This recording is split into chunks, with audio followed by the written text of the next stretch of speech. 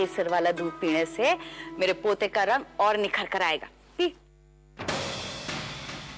क्या माँ, पोता हो पोती हो, हम तो दोनों में ही खुश हैं। ऐसे कैसे चलेगा भाई? तुम्हारे आजकल की बातें मेरी समझ में ना आवे हैं। वंश तो पोते से ही चलता है। सही बोल रही हो काकी, वंश चलाने के लिए तो पोता ही चाहिए होता है। भाभी को पोता हो जाए तो घना अच्छा होगा। भगवान की दया से पोती तो है ही ना आपके पास, आपकी नैना। बड़े बुजुर्ग कहते हैं कि छोरी तो पराया धन होती है, दूसरे घर तो जाना ही पड़ेगा ना।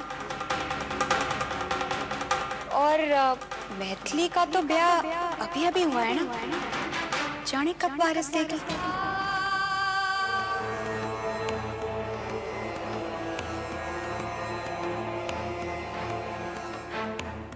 आप खुद घर पर आ गई बहू को आशीर्वाद देने। अगर आप बुरा न माने तो एक सवाल पूछूं? पूछो। आपने तो कहा था कि छोटी बहू वारिस देगी इस घर को, लेकिन पेट से तो मेरी बड़ी बहू है। मेरी वाणी में स्वयं भगवान बोलते हैं, उनके विरुद्ध तुमने प्रश्न उठाया है।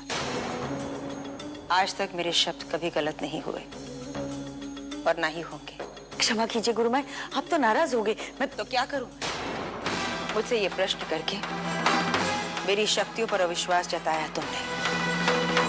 दोबारा मत पूछना।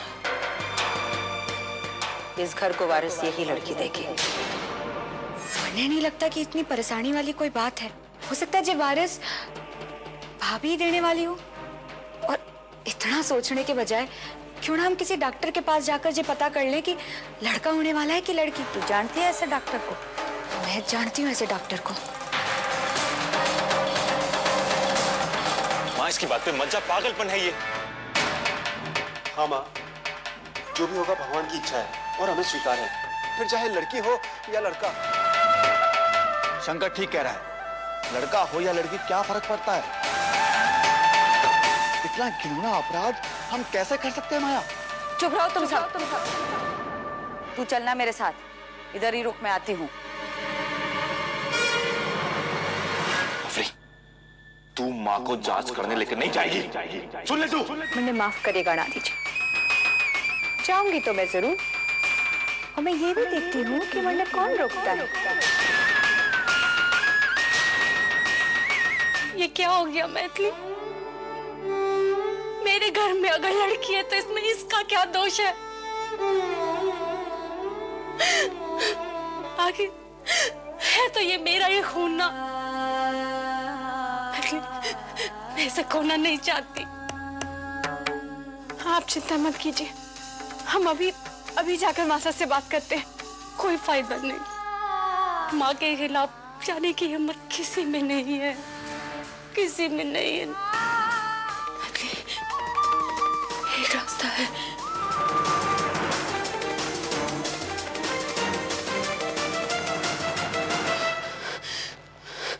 नहीं मैथिली, मैं दरवाजा नहीं खोलूंगी। ना मैं इस कमरे से बाहर जाऊंगी और ना मुझे माँ अपने साथ जांच के लिए ले जा पाएंगी।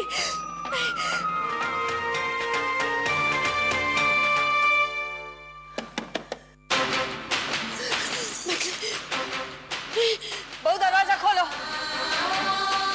अनामिका, मैंने कहा दरवाजा खोलो। माँ मैं आपके आगे हाथ जोड़ती हूँ, मैं आपके साथ नहीं आऊंगी। ठीक है, नहीं खोलोगी ना? तो सुन लो, मैं अपने साथ साथ इस पूरे घर को भी जला डालूंगी।